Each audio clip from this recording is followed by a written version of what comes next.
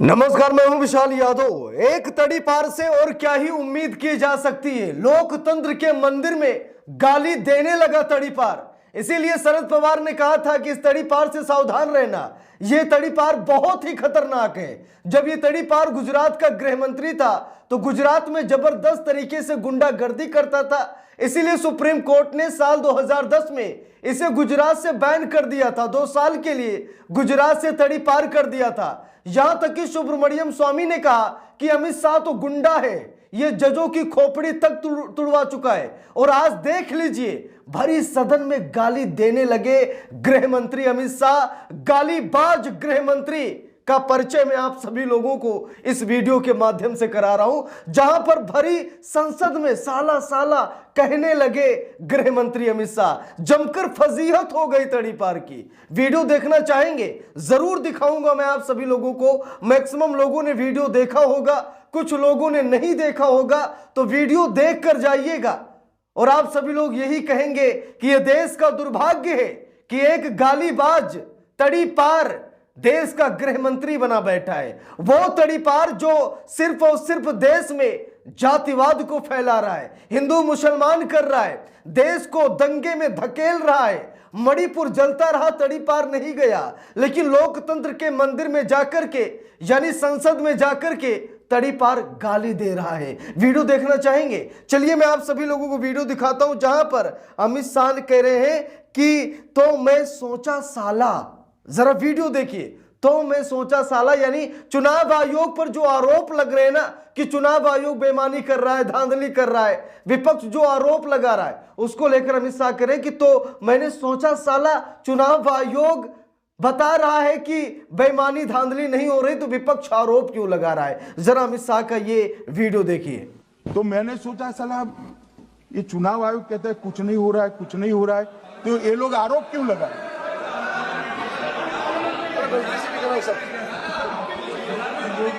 मान्यवर, मेरे शब्द कोई ऐसे हो तो काट दीजिए।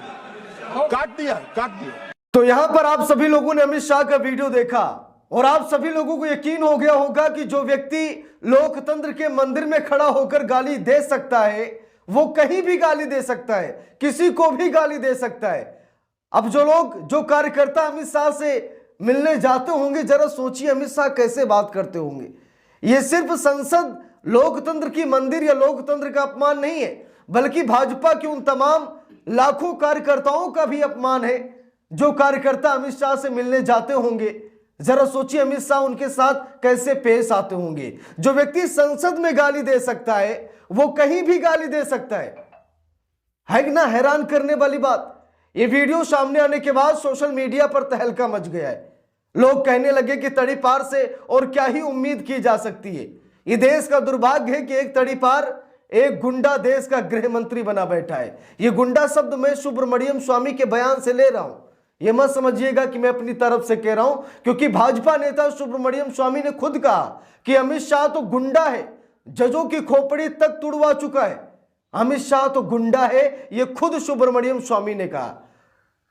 और महाराष्ट्र के शरद पवार ने कहा, एनसीपी सुप्रीमो ने कहा कि देश का दुर्भाग्य है कि एक तड़ी पार देश का गृह मंत्री बना बैठा है। तड़ी पार से सावधान रहे।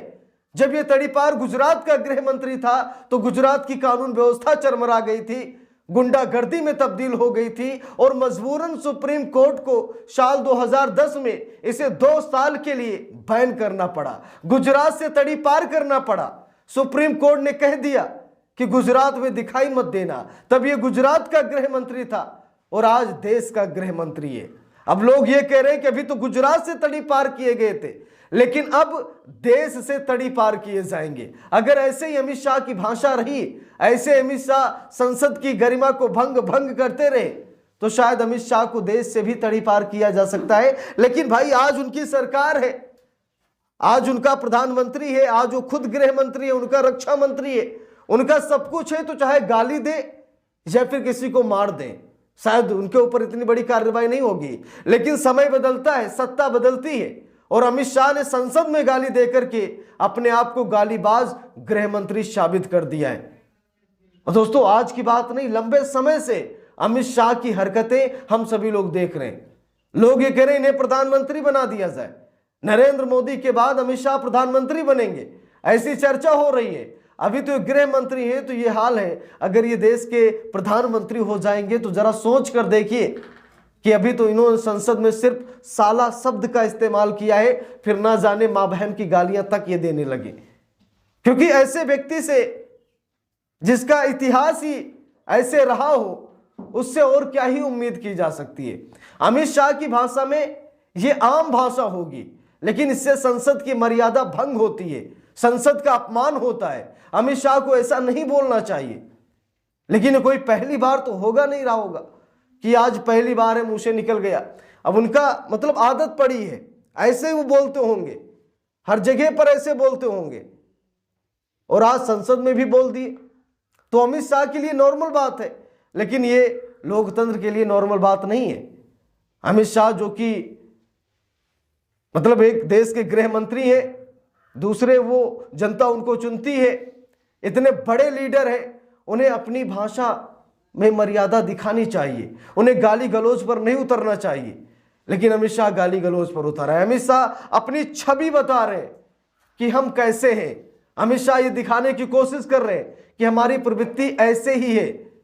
अमित शाह ने अपना परिचय दिया है भरी संसद में कि मैं ऐसा ही हूं।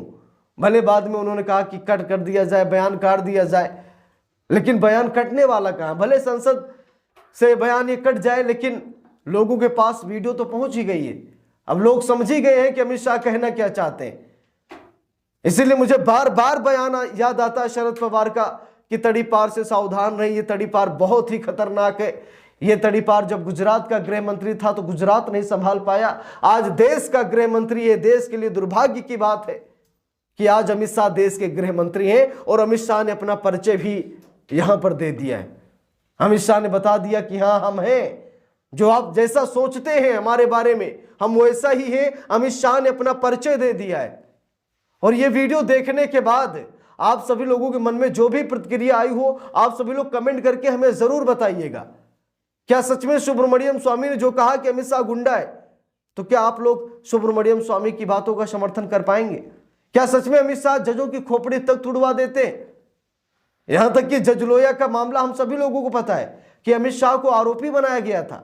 यह आरोप लगा था कि अमित शाह ने जज लोया को मरवा दिया है, यह भी आरोप लगा था। यहां तक कि जांच पड़ताल भी हुई, लेकिन अमित शाह बाइज्जत बरी पाए गए।